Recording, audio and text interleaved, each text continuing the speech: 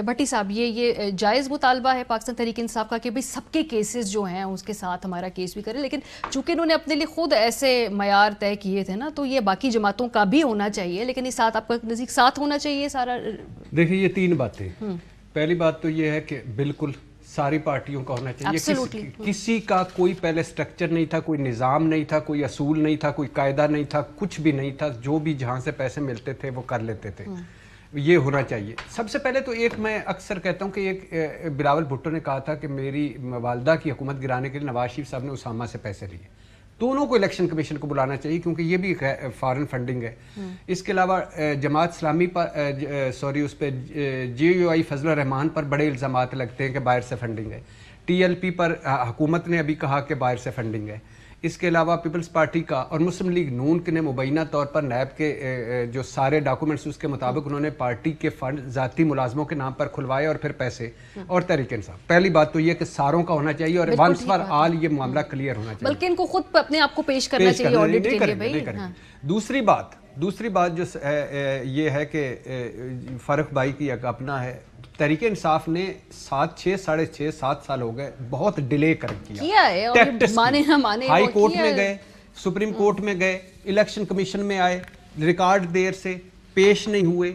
ये तो वो गलत है या सही है या जो भी। अकबर एस बाबर जैसा मुस्तकिल मिजाज पीछे आदमी लगा हुआ था, तो वो वरना तो उनमें भी वो पुरानी PTI वाली रूह थी जिन्होंने कहा मैं अक्सर कहता हूँ अगर पनामा लीक्स के पीछे इमरान खान ना होता तो नवाज शरीफ साहब कभी नाइल नहीं हो सकते थे। ये मेरा मानना है, मैं गलत भी हो सकता हूं। इस केस को परसू करते रहे, इसलिए वो परसू करते रहे अकबर एस बाबर साहब। और उसके बाद इन्होंने वकील कभी नहीं आते थे, कभी रिकॉर्ड नहीं देते थे, कभी उस स्क्रूटनी के खिलाफ, कभी उस मेंबर के खिलाफ, कभी उस अदम एतमाद के खिलाफ, फिर कई वकील बदले, फिर कई तो 6-7 साल। तीसरी बात जो मैं करना चाहता हूँ इलेक्शन कमीशन साहब से कि डस्का पे 24 घंटे में, इसके अलावा जो आपको सूट करता है उसमें बड़ी जल्दी फैसला ले लेते हैं। आप टाइमिंग पे इतराज है ना, आप सुबह भी ये बात कर रहे थे। दूसरी बात ये कि आप हमारे टैक्सों के पैसे से मरात लेते हैं, गाड़ियां चलाते हैं, ओहदे इंजॉय करते हैं, तो आपने 7 साल और इस निज़ाम इंसाफ से कहने लगा हूं कि हर बात पे स्टे दे देते हैं।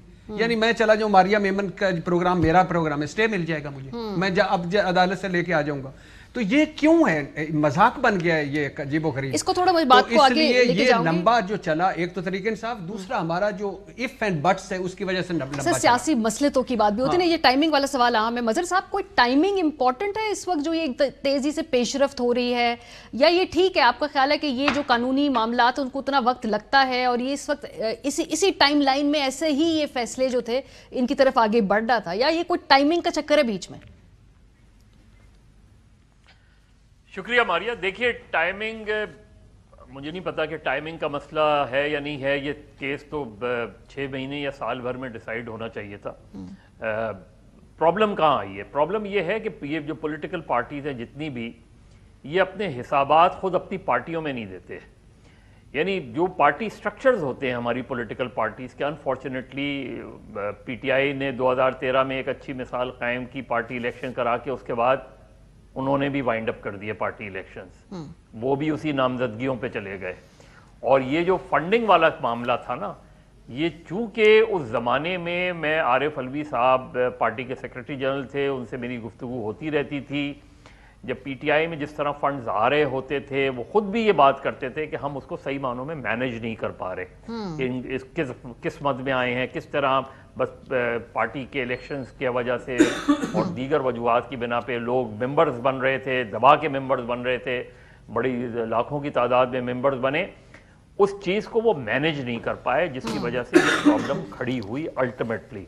अहम तरीन खबरें अब एक क्लिक की दूरी पर। हर लम्हा बाखबर रहने के लिए सब्सक्राइब करें हमारा YouTube चैनल। अपने मोबाइल फोन से मुल्की और बैनुल अक़वामी अहम खबरों तक रसाई के लिए डाउनलोड कीजिए मोबाइल ऐप। बामसूख ज़राए से मुसद्दिका खबरों, तज्ज़ियों और तबसरों से मुस्तफीद होने के लिए विजिट कीजिए पाकिस्तान की सबसे बड़ी न्यूज वेबसाइट।